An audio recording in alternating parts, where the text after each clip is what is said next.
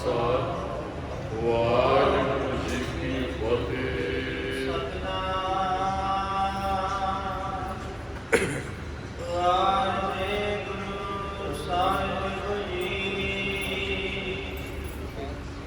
ਜੈ ਸ੍ਰੀ ਮਹਲਾ ਪੰਜਵਾ। ਸ਼ੰਤ ਘਰ ਬੈਠਾ। ਰਾਗ ਜੈਤ ਸਦੀ ਹੈ ਜੀ।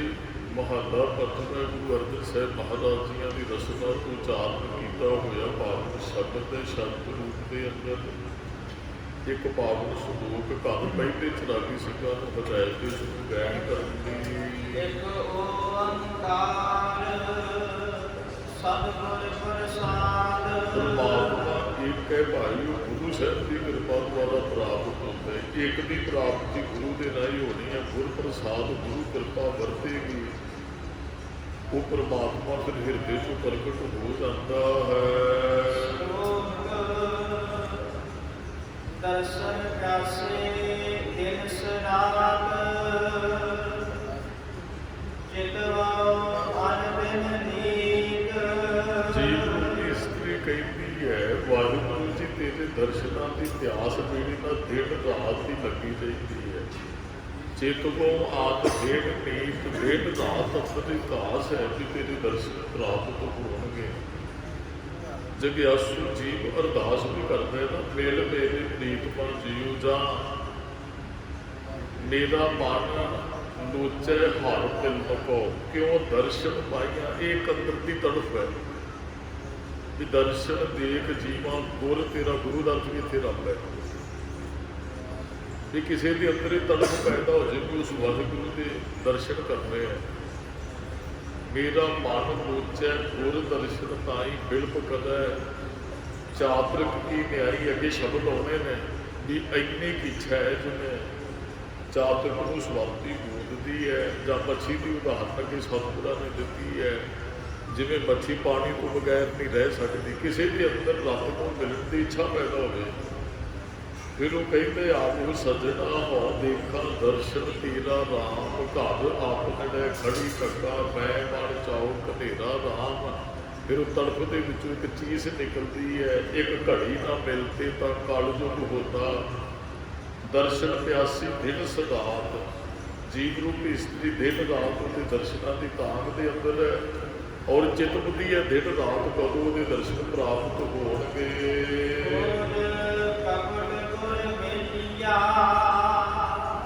ਨਾਨਕ ਹਰ ਸੰਗ ਮੀਤ। ਮਾਇਆ ਦੇ ਛੋੜ ਕੱਟੇ, ਭਰਮ ਕੱਟੇ ਤੇ ਉਹ ਕਪਟ ਕਵਾੜ ਖੋਲ ਕੇ ਫਿਰ ਗੁਰੂ ਨੇ ਰੱਬ ਨਾਲ ਮੇਲ ਕਰਾ ਦਿੱਤਾ ਜੀ। ਹਰ ਸੰਗ ਮੀਤ, ਹਰ ਦੇ ਨਾਲ ਮੇਲ ਹੋ ਗਿਆ। ਕਰਵਾਇਆ ਕਿ ਇਹਨੇ ਗੁਰੂ ਸਾਹਿਬ ਦੇ ਭਰਮ ਦੇ ਛੋੜ ਕੱਟੇ। ਸਾਡੀ ਆਤਮਾ ਭਰਮ ਦੇ ਅੰਦਰ ਦੇ ਤਾਂ ਬਹੁਤੇ ਤੇ ਲੋਕ ਹੁਣ ਕਹਿੰਦੇ ਰੱਬ ਹੈ ਹੀ ਨਹੀਂ ਹੈ। ਰੱਬ ਹੈ। ਵਕੀਲ ਸਾਹਿਬ ਜੀ ਕਿਤੇ ਗਏ ਤੇ ਸਰਬ ਧਰਮ ਸੰਮੇਲਨ ਸੀ। ਉਹ ਕਹਿੰਦੇ ਵੀ ਕੋਈ ਪ੍ਰਗਟ ਕਰੇ ਵੀ ਰੱਬ ਹੈ।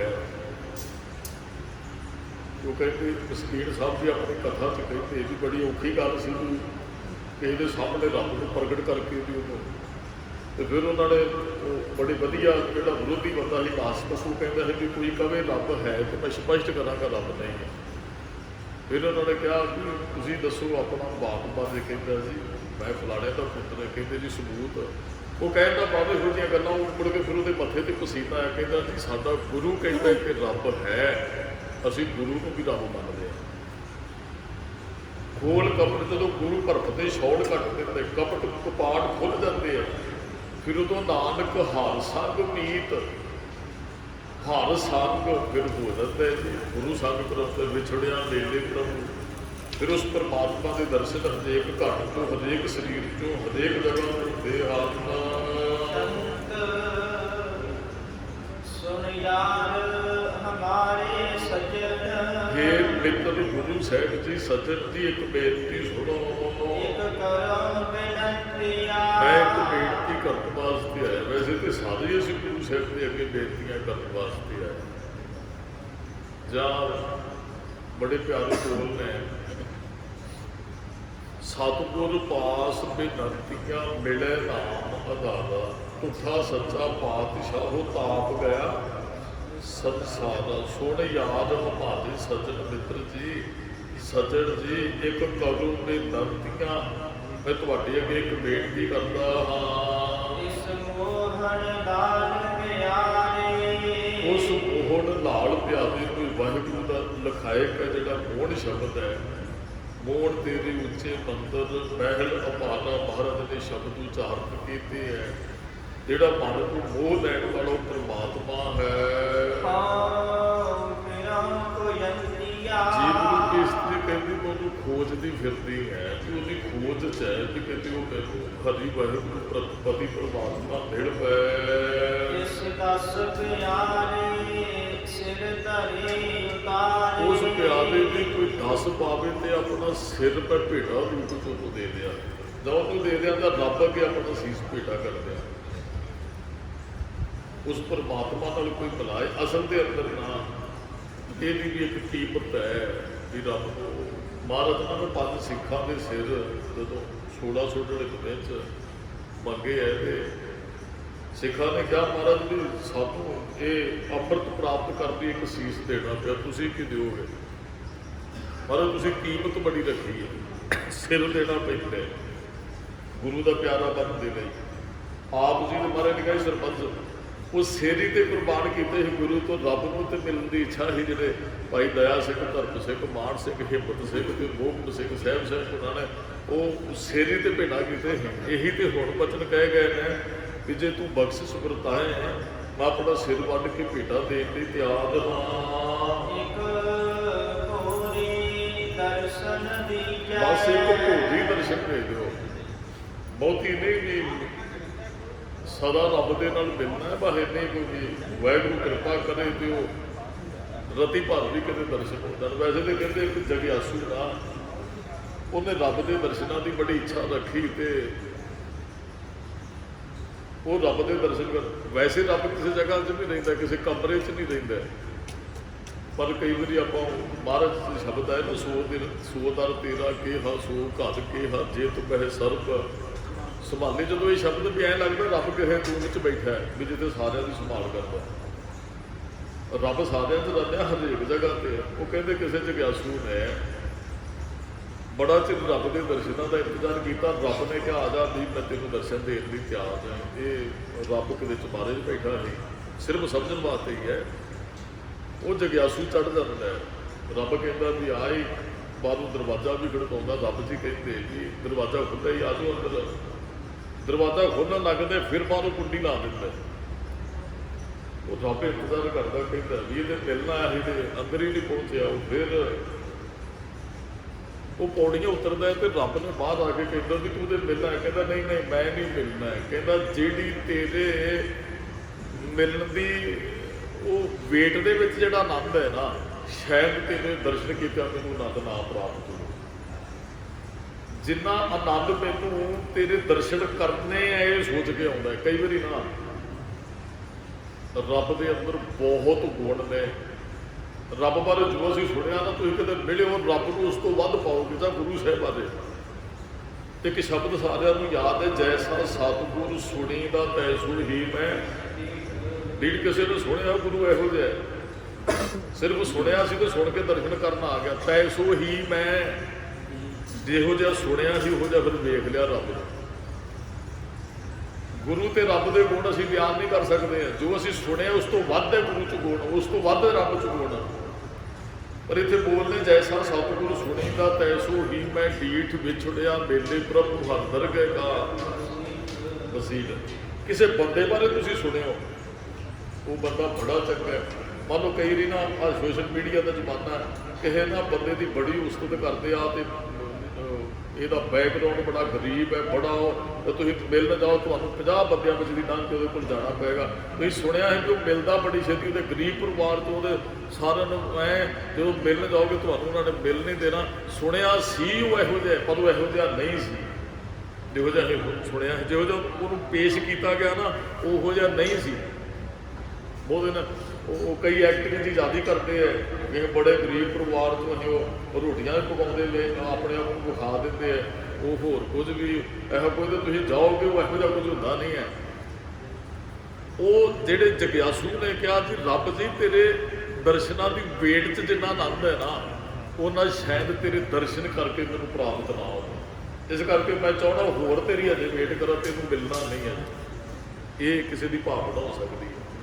ਇਹਦੇ ਬੋਲ ਕਹਿ ਵੀ ਇੱਕ ਭੋਰੀ ਦਰਸ਼ਨ ਦੀਜੈ ਤਿਸ 10 ਪਿਆਰੇ ਸਿਰ ਧਰੀ ਹੁੰਦਾ ਦੇ। ਮੈਂ ਆਪਣਾ ਸਿਰ ਵੱਢ ਕੇ ਭੇਟਾ ਕਰਦਾ ਇੱਕ ਭੋਰੀ ਦਰਸ਼ਨਾਂ ਦੀ ਖਾਤਰ।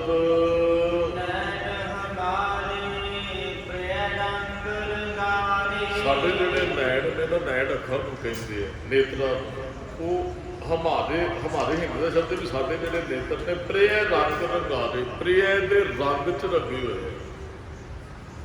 ਅਸੀਂ ਕਿਸੇ ਦੇ ਦਰਸ਼ਨ ਕਰਾਂਗੇ, ਦਰਸ਼ਨ ਤੇ ਅੱਖਾਂ ਨਾਲ ਹੀ ਹੋਣੇ ਆ। ਰੱਬ ਦੇ ਦਰਸ਼ਨ ਅੱਖਾਂ ਬੰਦ ਕੀਤੀਆਂ ਵੀ ਹੁੰਦੇ ਆ। ਤੁਸੀਂ ਕਿਸੇ ਚੀਜ਼ ਨੂੰ ਹੁਣ ਅੱਖਾਂ ਨੂੰ ਵੀ ਇੱਕ ਰਸ ਹੈ। ਅੱਖੀਂ ਵੇਖ ਨਾ ਰੱਜੀਆਂ ਬਹੁ ਰੰਗ ਮਾਰੇ।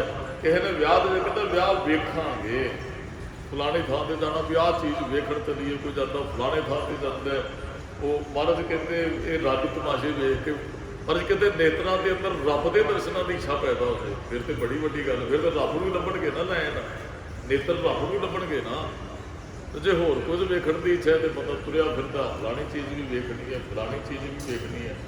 ਮਹਾਰਾਜ ਕਹਿੰਦੇ ਨੈਣ ਹਮਾਰੇ ਪ੍ਰੇ ਰੰਗ ਰੰਗਾਰੇ, ਮੇਰੇ ਨੇਤਰ ਜਿਹੜੇ ਨੇ ਉਹ ਪ੍ਰੇ ਦੇ ਰੰਗ ਵਿੱਚ ਰੰਗੇ ਨੇ, ਉਹਦੇ ਦਰਸ਼ਨ ਕਰਨੇ ਹਨ। ਹੁਣ ਅੰਦਰ ਜਿਹੜਾ ਨਾ ਇੱਕ ਤਿਲ ਮਾਤਰ ਵੀ ਧੀਰਜ ਨਹੀਂ ਧਾਰਨ ਕਰਦਾ। ਕਿਸੇ ਨੂੰ ਮਿਲਣ ਦੀ ਇੱਛਾ ਹੋਵੇ ਤੇ ਫਿਰ ਉਹ ਬੜਾ ਔਖਾ ਹੋ ਜਾਂਦੀ ਵੇਟ ਕਰਨੀ। ਮਾਂ ਨੇ ਪੁੱਤਰ ਨੇ ਉਹ ਅੱਜ ਘਰੇ ਆਉਣਾ ਹੈ ਕਿ ਉਹ ਰਾਤ ਨੀਂਦ ਨਹੀਂ ਆਉਂਦੀ ਪੁੱਤਰ ਨਾਲ ਪ੍ਰੇਮ ਹੈ, ਮਾਂ ਤੜਫਦੀ ਹੈ ਕਦੋਂ ਆਏਗਾ, ਫਿਰ ਘੁੱਟ ਕੇ ਗੱਲ। ਉਹ ਇਹੀ ਇੱਥੇ ਬੋਲਦੇ ਰੱਬ ਨਾਲ ਜਿਹਦਾ ਪ੍ਰੇਮ ਹੈ ਭਾਈ, ਉਹ ਧੀਰਜ ਨਹੀਂ ਫਿਰ ਹਿਰਦਾ ਫੜਦਾ ਹੈ, ਉਹ ਰੱਬ ਨੂੰ ਮਿਲਣਾ ਹੀ ਚਾਹੁੰਦਾ, ਤੜਫਦਾ ਹੈ ਅੰਦਰੋਂ।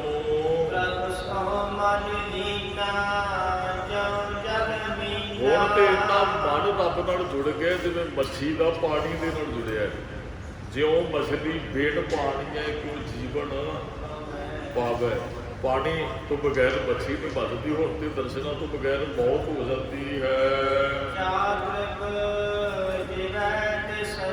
ਜਿਵੇਂ ਮੱਛੀ ਪਾਣੀ ਤੋਂ ਬਗੈਰ ਤੜਫਦੀ ਹੈ, ਜਿਵੇਂ ਬਬੀਹਾ ਸਵਾਤੀ ਗੂੰਜ ਤੋਂ ਬਗੈਰ ਤੜਫਦਾ, ਰੱਬ ਦੇ ਦਰਸ਼ਨਾਂ ਤੋਂ ਬਗੈਰ ਤੇ ਹੁਣ ਇਹੋ ਜਿਹੀ ਹਾਲਤ ਹੋਈ ਪਈ ਹੈ।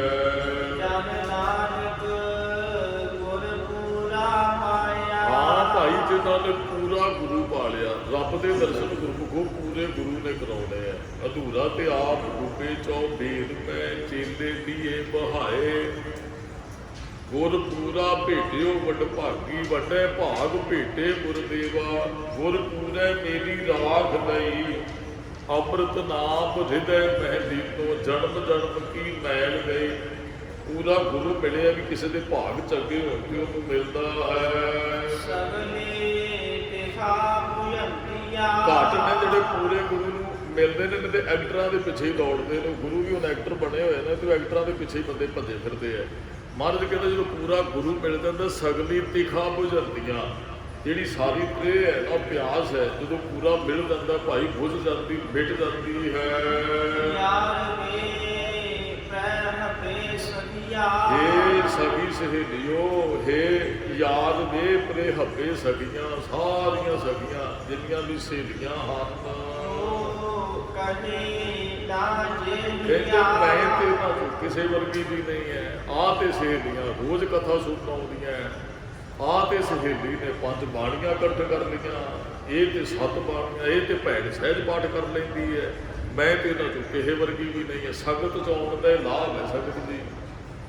ਤੁਸੀਂ ਪਾਠ ਨਹੀਂ ਕਰਦੇ ਹੋ ਨਾ, ਜਦੋਂ ਸੰਗਤ 'ਚ ਬੈਠੋਗੇ ਤੇ ਪਤਾ ਲੱਗੇਗਾ ਵੀ ਭਾਈ ਇਹ ਤੇ ਇੰਨੀ ਬਾਣੀ ਪੜ੍ਹਦੇ ਹੈ, ਫਿਰ ਤੁਹਾਡਾ ਵੀ ਦਿਲ ਕਰੇਗਾ। ਮੇਰੀਆਂ ਸਹੇਲੀਆਂ 'ਚੋਂ ਮੈਂ ਕਿਸੇ ਵਰਗੀ ਵੀ ਨਹੀਂ, ਕਿਉਂ ਤੇ ਉਹ ਤੇ ਗੁਰੂ ਘਰ ਜਾਂਦੀਆਂ। ਆਪੋ ਮਿਲੋ ਸਹੇਲੀਓ ਸਚੜਾ ਨਾਮ ਲਏ ਹਾਂ, ਰੋਵੇ ਬਿਰਹਾ ਤਾਨਕਾ ਆਪਣਾ ਸਾਹਿਬ ਸੁਭਾਲੇ ਹਾਂ। ਸਾਹਿਬ ਸੁਭਾਲੇ ਪੰਥ ਨਿਹਾਲੇ, ਅਸਾਂ ਵੀ ਉੱਥੇ ਜਾਣਾ, ਜਿਸ ਕਾ ਕੀਆ ਤਿਨ ਹੀ ਲਿਆ। ਹੁਆ ਤਿਸੈ ਕਾ ਭਾਣਾ, ਜੋ ਤਿੰਨ ਕਰ ਪਾਇਆ ਸੋ ਆਗੇ ਆਇਆ। ਅਸੀਂ ਕੇ ਹੁਕਮ ਕਰੇ ਹਾਂ, ਆਪ ਹੋ ਮਿਲੋ ਸਹੇਲੀਓ ਸਚੜਾ ਨਾਮ। ਮੈਂ ਸਹੇਲੀਆਂ 'ਚ ਬੈਠਦੀ ਤੇ ਹਾਂ, ਪਰ ਕਿਸੇ ਵਰਗੀ ਵੀ ਨਹੀਂ। ਇਹ ਤੇ ਬਹੁਤ ਪਹੁੰਚੀਆਂ ਹੋਈਆਂ। ਇਹ ਤੇ ਗੁਰੂ ਤੇ ਰੱਬ ਦੇ ਬਹੁਤ ਨੇੜੇ ਹਨ।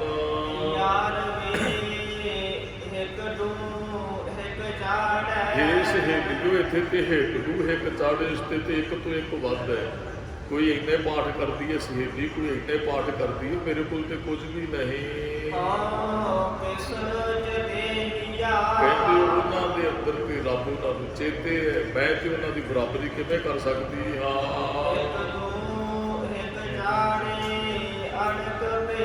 ਇੱਥੇ ਤੇ ਇੱਕ ਰੱਬ ਨੂੰ ਪਿਆਰ ਕਰਨ ਵਾਲੇ ਨੇ, ਇੱਕ ਤੋਂ ਇੱਕ ਵੱਧ ਕੇ ਰੱਬ ਨੂੰ ਪਿਆਰ ਕਰਦੇ ਆ। ਸੰਗਤ ਚਾਹੁੰਦੇ ਆਪਾਂ, ਸਾਨੂੰ ਇੱਥੇ ਬੜੀ ਚੜ੍ਹਦੀ ਕਲਾ ਵਾਲੀਆਂ ਰੂਹਾਂ ਗੁਰਮੁਖੋਂ ਮਿਲ ਲੱਗੀਆਂ। ਜਦੋਂ ਆਪਾਂ ਕਿਸੇ ਨੂੰ ਮਿਲਦੇ ਉਹ ਕਹਿੰਦਾ ਭਾਈ ਸਾਹਿਬ ਜੀ ਆਪਾਂ ਤਾਂ ਇੰਨੇ ਸਹਿਜ ਪਾਠ ਕਰ ਲਏ ਆ, ਭੋਗ ਪਾ ਲਏ, ਭਾਈ ਆਪਾਂ ਇੰਨਾ ਨਿਤਨੇਮ ਕਰਦੇ ਆ, ਭਾਈ ਆਪਾਂ ਤੇ ਫਲਾਣੇ ਦਰਸ਼ਨਾਂ ਤੇ ਜਾਂਦੇ ਆ, ਭਾਈ ਇੰਨੇ ਤਖਤਾਂ ਦੇ ਦਰਸ਼ਨ। ਫਿਰ ਇਹ ਸੁਣ ਕੇ ਨਾ ਸਾਡੇ ਅੰਦਰ ਇੱਕ ਇੱਛਾ ਪ੍ਰਗਟ ਹੁੰਦੀ ਹੈ, ਭਾਈ ਸਾਨੂੰ ਵੀ ਇੱਕ ਉਦਮ ਕਰਨਾ ਚਾਹੀਦਾ ਹੈ, ਚੰਗੇ ਕਰਮ ਕਰਨ ਵਾਲਿਆਂ ਦੀ ਰੀਸ ਕਰਨੀ ਚਾਹੀਦੀ ਹੈ, ਬੁਰਿਆਂ ਦਾ ਸੰਗ ਕਦੇ ਨਹੀਂ ਕਰਨਾ। ਕਬੀਰ ਸਾਖਤ ਸੰਗ ਨਾ ਕੀਜੀਏ, ਦੂਰ ਰਹਿ ਜਾਈਏ ਭਾਗ, ਬਾਸਨ ਕਾਬੂ ਪਰਸੀਏ ਤੋ ਕਛ ਲੱਗੈ ਦਾਗ। ਹਾਂ, ਬੜੇ ਪੁਰਖਾਂ ਦਾ ਸੰਗ ਕੀਤਿਆਂ ਬੜੇ ਗੁਣ ਰੁਖ ਧਾਰਨ ਕਰ ਲੈਂਦਾ ਹੈ। ਯਾਰ ਵੇ ਹਿੱਕ ਦੂ ਇੱਕ ਚਾੜੇ ਹਉ ਕਿਸ ਚ ਤੀਆ, ਹਿੱਕ ਦੂ ਹਿੱਕ ਚਾੜੇ ਅਣਖ ਪਿਆਰੇ। ਅਨੇਕਾਂ ਰੱਬ ਨੂੰ ਪਿਆਰ ਕਰਨ ਵਾਲੇ, ਇੱਕ ਤੋਂ ਇੱਕ ਵੱਧ ਪਿਆਰ ਕਰਨ ਵਾਲੇ ਹਨ। ਭਾਈ ਉਹ ਪਿਆਰ ਕਰਦੇ ਨੇ ਤੇ ਆਤਮਿਕ ਤੌਰ ਤੇ ਭੋਗ ਵਿਲਾਸ ਵੀ ਕਰਦੇ ਆ, ਭਾਵ ਕਿ ਆਤਮਿਕ ਆਨੰਦ ਮਾਣਦੇ ਆ, ਖੁਸ਼ੀ ਮਾਣਦੇ, ਉਹ ਆਤਮਿਕ ਤੌਰ ਤੇ ਪ੍ਰਸੰਨ ਰਹਿੰਦੇ ਹਨ। ਉਹਨਾਂ ਨੂੰ ਵੇਖ ਕੇ ਤਾਂ ਮੇਰੇ ਮਨ 'ਚ ਵੀ ਚਾਅ ਪੈਦਾ ਹੁੰਦਾ ਹੈ। ਕਿਸੇ ਦੇ ਅੰਦਰ ਉਹ ਚੰਗੇ ਆਪ ਵੀ ਨਾ ਕਿਤੇ ਕਿਸੇ ਦੇ ਘਰੇ ਜਾਂਦੇ ਆਉਂਦੇ, ਉਧਰ ਨਾ ਕੀਰਤਨ ਹੁੰਦਾ ਹੈ, ਕਥਾ ਹੁੰਦੀ ਹੈ, ਸਹਿਜ ਪਾਠ ਦਾ ਭੋਗ ਪਿਆ ਦਾ, ਅਖੰਡ ਪਾਠ ਸਾਹਿਬ ਦਾ। ਤੁਸੀਂ ਕਿਤੇ ਸ਼ਰਧਾ ਲੈ ਕੇ ਤੁਹਾਡਾ ਦਿਲ ਕਰੇਗਾ ਇਹੋ ਜਿਹਾ ਆਨੰਦ ਮੇਰੇ ਘਰੇ ਵੀ ਹੋਣਾ ਚਾਹੀਦਾ। ਮੈਂ ਤੇ ਕਿਤੇ ਵੀ ਜਾਂਦਾ ਨਾ ਦਾਸ ਤੇ ਕਿਤੇ ਨਾ ਕਿਤੇ ਜਾਂਦੇ ਰਹਿੰਦਾ, ਤੇ ਉਹ ਇੱਛਾ ਹੁੰਦੀ ਵੀ ਇਹੋ ਜਿਹੇ ਐ ਸੰਗਤ ਸਾਡੇ ਘਰੇ ਵੀ ਹੋਣੀ ਚਾਹੀਦੀ ਵੀ। ਇੱਕ ਚਾਅ ਪੈਦਾ ਹੁੰਦਾ ਕਿਸੇ ਦੇ ਘਰੇ ਸੰਗਤ ਬੈਠੀ, ਕੀਰਤਨ ਹੋ ਰਿਹਾ, ਕਥਾ ਹੋ ਰਹੀ ਹੈ, ਇਹ ਤੇ ਸਾਨੂੰ ਜਾਣਾ ਚਾਹੀਦਾ। ਤਿੰਨਾਂ ਦੇਖ ਮਨ ਚਾਉ ਉਠੰਦਾ, ਉਹਨਾਂ ਨੂੰ ਵੇਖ ਕੇ ਸਾਡੇ ਅੰਦਰ ਵੀ ਚਾਅ ਪੈਦਾ ਹੋਵੇ, ਭਾਈ ਇਹ ਬਾਣੀ ਪੜ੍ਹਦੇ, ਅਸੀਂ ਵੀ ਬਾਣੀ ਪੜ੍ਹਨੀ ਹੈ, ਭਾਈ ਇਹ ਗੁਰਦੁਆਰੇ ਜਾਂਦੇ, ਅਸੀਂ ਕਿਉਂ ਨਹੀਂ ਜਾ ਸਕਦੇ, ਅਸੀਂ ਵੀ ਜਾਣਾ। ਇਹਨਾਂ ਨੇ ਸਹਿਜ ਪਾਠ ਸਾਲ 'ਚ ਇੱਕ ਦਮ ਕਰਾਉਂਦੇ, ਭਾਈ ਆਪਾਂ ਵੀ ਸਹਿਜ ਪਾਠ ਦਮ ਕਰਾਉਣਾ। ਇਹ ਚਾਅ ਪੈਦਾ ਹੁੰਦਾ ਜੀ। ਚੰਗਾ ਕਰਮ ਸਾਨੂੰ ਜਿਹੜਾ ਨਾ ਉਹ ਸੁੱਖ ਦਿੰਦਾ ਹੈ। ਜਦੋਂ ਅਸੀਂ ਵਿਚਰਦੇ ਹਾਂ, ਫਿਰ ਜਦੋਂ ਚਾਅ ਪੈਦਾ ਹੁੰਦਾ ਚੰਗੇ ਕਰਮ ਦਾ ਜੀ, ਫਿਰ ਅੰਦਰ ਇੱਛਾ, ਭਾਈ ਇਹਨਾਂ ਨੂੰ ਤੇ ਰੱਬ ਮਿਲ ਗਿਆ, ਹੁਣ ਕਦ ਪਾਈ ਮੈਂ ਕਦੋਂ ਪ੍ਰਾਪਤ ਕਰਾਂਗਾ। ਜਿਨ੍ਹਾਂ ਨੂੰ ਮਿਲ ਗਿਆ ਉਹਨਾਂ ਦੇ ਧੰਨ ਭਾਗ, ਭਾਈ ਮੈਂ ਵੀ ਰੱਬ ਨੂੰ ਮਿਲਣਾ ਹੈ, ਔਰ ਕਦੋਂ ਉਹਨਾਂ ਗੁਣਾਂ ਦੇ ਖਜ਼ਾਨੇ ਨੂੰ ਮੈਂ ਪ੍ਰਾਪਤ ਕਰਾਂਗਾ। ਜਿਨ੍ਹਾਂ ਨੇ ਸਾਡੇ ਉਸ ਨਾਲ ਨੂੰ ਰੁਝਾ ਰਿਹਾ, ਪਰਮਾਤਮਾ ਨੂੰ, ਵਾਹਿਗੁਰੂ ਨੂੰ, ਅੱਲਾ ਨੂੰ, ਰਾਮ ਨੂੰ, ਉਹ ਰੀਝ ਦਾ ਪਤਾ ਕਿਵੇਂ ਹੈ। ਤੁਸੀਂ ਰੱਬ ਨੂੰ ਤੇ ਗੁਰੂ ਸਾਹਿਬ ਨੂੰ ਖੁਸ਼ ਕਰਨਾ, ਦੋ ਤਰੀਕੇ ਨੇ, ਗੁਰੂ ਦੀ ਸੇਵਾ ਤੇ ਰੱਬ ਦੀ ਸੇਵਾ। ਸੇਵਾ ਕਰਕੇ ਆਪਾਂ ਕਿਸੇ ਨੂੰ ਖੁਸ਼ ਕਰ ਸਕਦੇ ਹਾਂ। ਕਦੇ ਤਾਂ ਬਜ਼ੁਰਗ ਬੈਠੇ ਹੈ, ਬੱਚੇ ਸੇਵਾ ਕਰਦੇ ਨਾ, ਬਜ਼ੁਰਗ ਖੁਸ਼ ਹੋ ਕੇ ਨਾ ਕੋਈ ਨਾਮ ਦਿੰਦਾ ਰਹਿੰਦਾ, ਮੇਰੇ ਬੱਚੇ ਸ਼ੋਭਾ ਵੀ ਉਹ ਕਰਦਾ ਹੈ।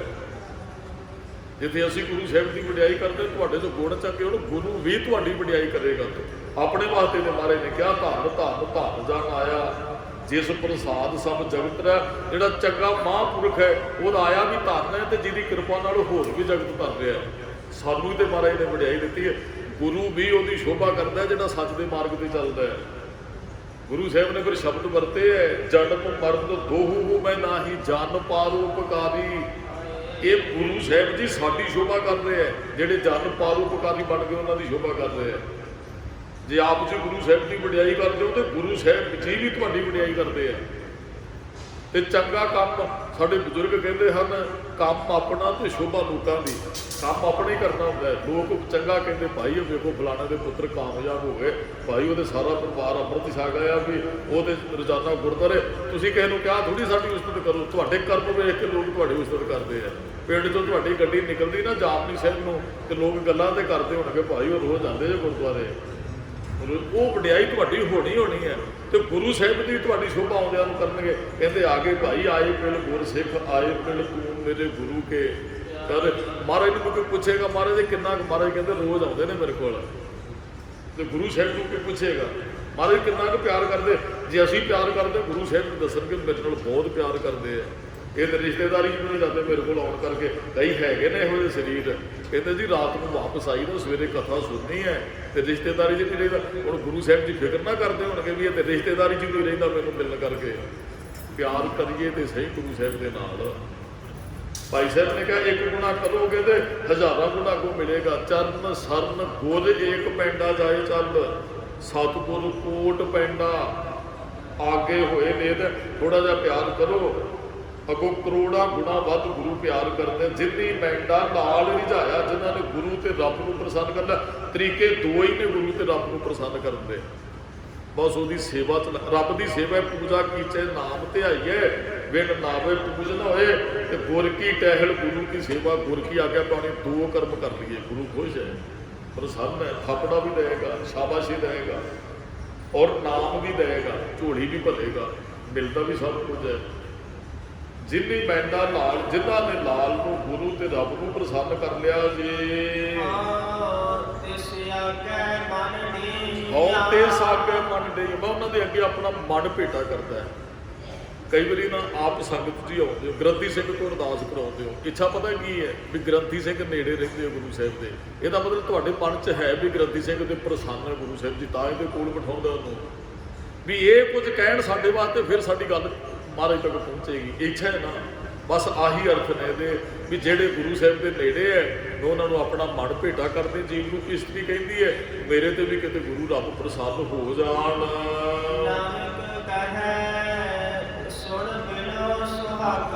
ਗੁਰੂ ਸਾਹਿਬ ਕਹਿੰਦੇ ਹੈ ਹੇ ਸੁਹਾਗਣ ਗੁਰਮੁਖੋ ਬੇਨਤੀ ਸੁਣੋ।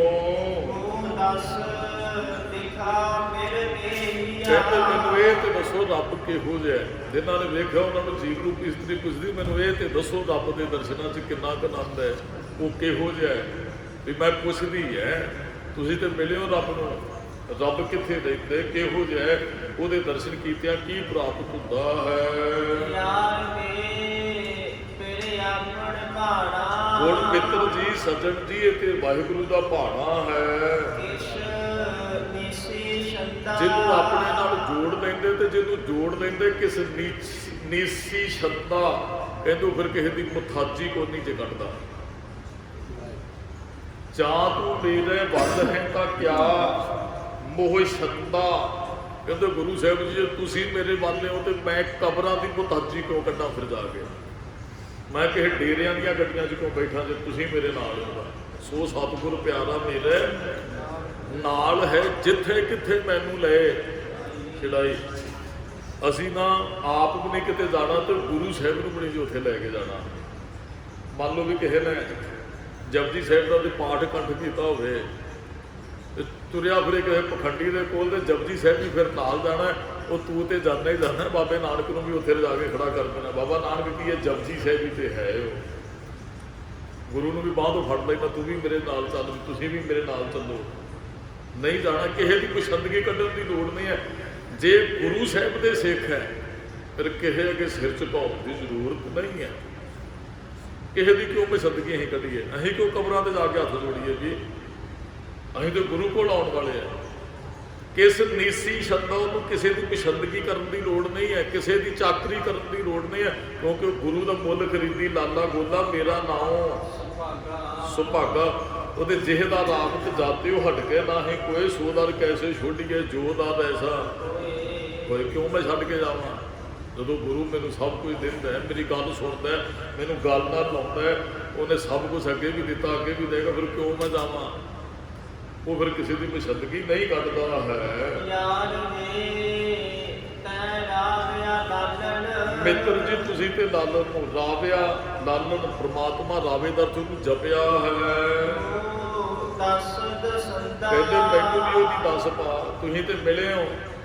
ਕਈ ਵਾਰੀ ਆਪਾਂ ਕਿਸੇ ਦੁਨਿਆਵੀ ਬੰਦੇ ਨੂੰ ਮੰਨ ਲਓ ਕੋਈ ਕੰਮ ਪੈ ਜਾਂਦਾ ਕਿਸੇ ਨੂੰ, ਤੇ ਰਿਸ਼ਤੇਦਾਰ ਕੋਲ ਜਾਂਦਾ ਵੀ ਤੁਹਾਡੀ ਫਲਾਣੇ ਐਮਐਲਏ ਨਾਲ ਚੰਗੀ ਗੱਲ ਹੈ, ਚਲੋ ਮੈਨੂੰ ਮਿਲਾਓ, ਚਲੋ ਮੇਰੇ ਨਾਲ ਚੱਲੋ। ਅਸੀਂ ਸੱਚ ਜਾਣਦੇ ਨੇ ਗੁਰੂ ਸਾਹਿਬ ਨਾਲ ਆਪਣੀ ਮਿੱਤਰਤਾ ਪਾਲੀ ਨਾ, ਕਿਸੇ ਨੂੰ ਹੋਰ ਕੋਈ ਐਮਐਲਏ ਐਮਪੀਆਂ ਕੋਲ ਜਾਂ ਸੀਐਮ ਪੀਐਮ ਕੋਲ ਜਾਣ ਦੀ ਲੋੜ ਨਹੀਂ। ਸਭ ਤੋਂ ਸੁਪਰੀਮ ਪਾਵਰ ਇੱਥੇ ਬੈਠੀ ਹੈ, ਵਰਤਣਾ ਇਹ ਨਹੀਂ ਹੈ ਜਿੱਥੇ ਵਰਤੇਗਾ। ਫਿਰ ਉਹ ਕਿਸੇ ਦੇ ਕਿਉਂ ਜਾਏਗਾ ਵੀ। ਕਈ ਵਾਰੀ ਨਾ ਸਾਰਿਆਂ ਪਾਸੇ ਤੋਂ ਮਨੁੱਖ ਜਿਨ੍ਹਾਂ ਤੇ ਆਸ ਰੱਖਦਾ ਇਹ ਮੇਰੇ ਕੰਮ ਆਉਣਗੇ, ਹਾਰ ਜਾਂਦਾ, ਗੇੜੇ ਕੱਢਦਾ ਰਹਿੰਦਾ, ਨਹੀਂ ਫਿਰ ਗੁਰਦੁਆਰੇ ਆ ਜਾਂਦਾ, ਕਹਿੰਦਾ ਗੁਰੂ ਸਾਹਿਬ ਜੀ ਤੁਸੀਂ ਕਿਰਪਾ ਕਰੋ। ਜੇ ਪਹਿਲਾਂ ਹੀ ਆ ਜਾਂਦਾ ਤੇ ਉੱਧਰ ਜਾਣ ਦੀ ਲੋੜ ਨਹੀਂ ਤੈਨੂੰ ਪੈਣੀ, ਕਿਸੇ ਦੇ ਅੱਗੇ ਜਾ ਕੇ ਤਰਲੇ ਲੈਣ ਦੀ ਲੋੜ ਨਹੀਂ ਪੈਣੀ। ਯਾਰ ਵੇ ਤੈਂ ਰਾਵਿਆ ਲਾਲਣ, ਮੂੰਹ ਦੱਸ ਦਸੰਦਾ।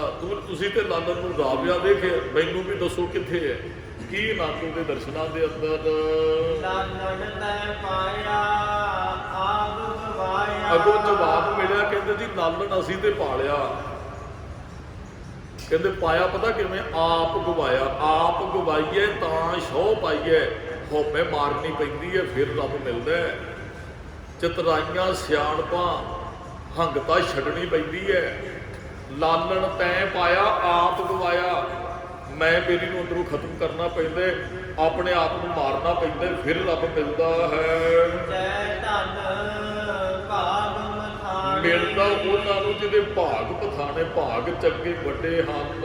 ਮਹਾ ਪਕੜ ਠਾਕੁਰ ਹਾਂ ਕੀਤੀ। ਕਹਿੰਦੇ ਜਦੋਂ ਉਹ ਬਖਸ਼ਿਸ਼ ਵਰਤਾਉਂਦਾ ਫਿਰ ਬਾਂਹ ਪਕੜ ਕੇ ਖਿੱਚ ਲੈਂਦਾ ਜੀ। ਇੱਕ ਤੇ ਹੁੰਦਾ ਵੀ ਕਿਤੇ ਆਪਾਂ ਜਾਂਦੇ ਆ ਵੀ ਲਾਈਨਾਂ 'ਚ ਲੱਗੇ ਰਹਿੰਦੇ ਆ, ਤੇ ਇੱਕ ਨੂੰ ਸਾਰਿਆਂ ਦੇ ਵਿੱਚੋਂ ਨਾ ਬਾਂਹ ਫੜ ਕੇ ਲੈ ਜਾਂਦਾ, ਕਹਿੰਦਾ ਵੀ ਤੂੰ ਆ ਵੀ ਪਹਿਲਾਂ। ਬਸ ਆਹੀ ਇਹਦੇ ਵੀ ਬਾਂਹ ਪਕੜ ਠਾਕੁਰ ਹੋਂ ਕਿਤੇ, ਕਹਿੰਦੇ ਉਹ ਠਾਕੁਰ ਨੇ ਤੇ ਬਾਂਹ ਫੜ ਕੇ ਆਪਣੇ ਨਾਲ ਜੋੜ ਦਿਆ ਜੀ। ਜਦੋਂ ਉਹ ਬਖਸ਼ਿਸ਼ ਕਰਨ ਤੇ ਆਉਂਦਾ ਨਾ ਫਿਰ ਗੁਣ ਅਵਗੁਣ ਨਹੀਂ ਪਛਾਣਦਾ। ਜਦੋਂ ਉਹ ਨਾ ਕਿਸੇ ਤੇ ਕਿਰਪਾ ਕਰਨ ਤੇ ਆਉਂਦਾ ਫਿਰ ਉਹ ਗੁਣ ਅਵਗੁਣ ਨਹੀਂ ਪਛਾਣਦਾ। ਉਹ ਮੇਰੇ ਨਾਲ ਰਿਸ਼ਤੇਦਾਰੀ 'ਚ ਇੱਕ ਥੋੜੇ ਦਿਨ ਨਾ ਉਹ ਫੌਜੀ ਰਿਟਾਇਰ ਹੋਇਆ, ਕਦੇ ਉਹ ਕਹਿੰਦੇ ਬਾਬਾ ਜੀ ਤੁਸੀਂ ਆਇਓ, ਤੇ ਅਸੀਂ ਗਏ 2-4 ਸਰੀਰ, ਤੇ ਉਹ ਦੱਸਣ ਲੱਗ ਪਏ, ਕਹਿੰਦੇ ਜੀ ਉਹ ਵੈਸੇ ਉਹਦੇ ਬੇਟਾ ਰਿਟਾਇਰ ਹੋਇਆ ਸੀ, ਉਹਦਾ ਜਿਹੜਾ ਬਾਪ ਦੱਸਦਾ ਉਹ ਵੀ ਫੌਜੀ ਸੀ। ਕਹਿੰਦਾ ਮੈਂ ਜਦੋਂ ਫੌਜ 'ਚ ਭਰਤੀ ਹੋਇਆ, ਕਹਿੰਦਾ ਜੀ ਅਸੀਂ 2 ਭਰਾ ਹਾਂ, ਤੇ ਮੈਂ ਪੜ੍ਹਿਆ ਨਹੀਂ ਤੇ ਮੇਰਾ ਭਰਾ ਪੜ੍ਹਿਆ ਸੀ। ਅਸਲ ਦੇ ਵਿੱਚ ਅਸੀਂ ਜਿਹੜੀ ਦੌੜ ਕੱਢਣ ਵਾਸਤੇ ਗਿਆ ਮੈਂ ਆਪਣੇ ਭਰਾ ਦੇ ਨਾਲ, ਉੱਥੇ ਕੋਈ ਅਫਸਰ ਖੜਾ ਸੀ, ਅਫਸਰ ਉਹਨੇ ਗੱਲ ਦੱਸੀ, ਉਹ ਮੈਨੂੰ ਬੜੀ ਚੰਗੀ ਲੱਗੀ ਵੀ ਜੇ ਗੁਰੂ ਵੀ ਬਖਸ਼ਿਸ਼ ਕਰਨ ਤੇ ਆਵੇ। ਉਹ ਨਾ ਕਹਿੰਦੇ ਵੀ ਮੈਂ ਖੜਾ ਤੇ ਮੇਰੇ ਭਰਾ ਨੇ ਦੌੜ ਲਾਉਣੀ ਸੀ, ਤੇ ਜਿਹੜਾ ਅਫਸਰ ਮੇਰੇ ਕੋਲ ਆ ਗਿਆ ਕਹਿੰਦਾ ਵੀ ਤੂੰ ਨਹੀਂ ਦੌੜ 'ਚ ਸ਼ਾਮਲ ਹੋਇਆ। ਕਹਿੰਦਾ ਜੀ ਮੈਂ ਪੜ੍ਹਿਆ ਨਹੀਂ ਹੈ ਤੇ ਮੈਂ ਨਹੀਂ ਦੌੜ 'ਚ ਆਇਆ, ਵੀ ਮੇਰੇ ਭਰਾ ਉਹਦੇ ਨਾਲ ਆਇਆ। ਕਹਿੰਦਾ ਨਹੀਂ ਤੂੰ ਵੀ ਦੌੜ ਕੇ ਵਿਖਾ। ਕਹਿੰਦਾ ਮੈਂ ਦੌੜਿਆ, ਉਹ ਦੂਸਰਾ ਜਿਹੜਾ ਪੜ੍ਹਿਆ ਸੀ ਉਹ ਰਹਿ ਗਿਆ, ਜਿਹੜਾ ਵੈਸੇ ਉਹ ਅਫਸਰ ਨੂੰ ਤਰਸ ਆ ਗਿਆ, ਉਹ ਕਹਿੰਦਾ ਵੀ ਤੈਨੂੰ ਨੇ ਉਹਨੂੰ ਸਿਲੈਕਟ ਕਰ ਲਿਆ, ਉਹ ਹੁਣ ਰਿਟਾਇਰ ਹੋ ਗਿਆ। ਕਹਿੰਦਾ ਉਹ ਰਿਟਾਇਰ ਹੋ ਗਿਆ ਬੇਟਾ। ਕਹਿੰਦਾ ਭਾਵੇਂ ਜਦੋਂ ਕਿਰਪਾ ਕਰਨ ਤੇ ਗੁਰੂ ਆਉਂਦਾ ਨਾ ਫਿਰ ਗੁਣ ਅਵਗੁਣ ਕੋਈ ਨਹੀਂ ਦੇ ਵੇਖਦਾ। ਮੇਰੇ ਵਰਗਾ ਹੋ ਸਕਦਾ ਸਾਲਾਂ ਬੰਦੀ ਆਉਂਦਾ ਹੋਇਆ ਉਹ ਕੁਝ ਨਾ ਪ੍ਰਾਪਤ ਕਰੇ, ਤੇ ਕੋਈ ਪਹਿਲੇ ਦਿਨ ਆਵੇ ਗੁਰੂ ਤਰੁੱਟ ਕੇ ਉਹਦੀ ਬਾਂਹ ਫੜ ਲੈ ਤੇ ਉਹ ਬਖਸ਼ਿਸ਼ ਪ੍ਰਾਪਤ ਕਰ ਲੈ, ਜਿਹਨੂੰ ਕਿਸੇ ਨੂੰ ਕਈ ਸਾਲਾਂ ਤੋਂ ਹੀ ਪ੍ਰਾਪਤ ਨਾ ਹੋਈ ਹੋਵੇ। ਉਹ ਫਿਰ ਜਦੋਂ ਤਰਸ ਕਰਨ ਤੇ ਆਉਂਦਾ ਫਿਰ ਗੁਣ ਅਵਗੁਣ ਨਹੀਂ ਦੇਵੇਂਦਾ, ਫਿਰ ਤੇ ਜੋੜ ਲੈਂਦਾ ਬਾਂਹ ਪਕੜ ਠਾਕੁਰ ਹੋਂ ਘਿੰਦੀ, ਗੁਣ ਅਵਗੁਣ ਨਾ ਪਛਾਣੈ। ਫਿਰ ਗੁਣ ਅਵਗੁਣ ਨਹੀਂ ਵੀ ਇਹ ਪੜ੍ਹਿਆ ਜਾਂ ਅਨਪੜ੍ਹ ਦਾ ਇਹ ਕੀ ਹੈ, ਕਿਹੋ ਜਿਹਾ, ਫਿਰ ਉਹ ਬਖਸ਼ਿਸ਼ ਵਰਤਾਉਣ ਲੱਗਾ ਦੇਰ ਨਹੀਂ ਕਰਦਾ ਹੈ।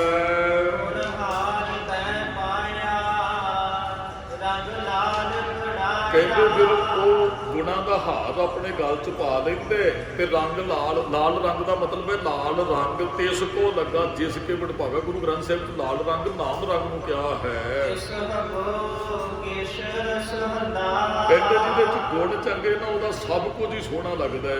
ਉਹ ਪਰਮਾਤਮਾ ਨੂੰ ਉਹ ਪਰਮਾਤਮਾ ਦੀ ਨਜ਼ਰ 'ਚ ਸੋਹਣਾ ਮਨੁੱਖ ਹੈ। ਸੋਹਣਾ ਉਹ ਨਹੀਂ ਜਿਹੜਾ ਸਰੀਰਕ ਤੌਰ ਤੇ ਸੁੰਦਰ, ਸੋਹਣਾ ਉਹ ਜਿਹਦੇ 'ਚ ਗੁਣ ਸੁੰਦਰ ਨੇ, ਉਹ ਫਿਰ ਗੁਰੂ ਨੂੰ ਭਾ ਜਾਂਦਾ ਹੈ। ਭਾਈ ਉਹੀ ਜੀਵ ਰੂਪ ਇਸਤਰੀ ਸੁਹਾਗਣ ਹੈ ਜਿਹਦੇ ਨਾਲ ਉਹ ਪਤੀ ਪ੍ਰਮਾਤਮਾ ਰਹਿੰਦਾ ਵਸਦਾ ਹੈ।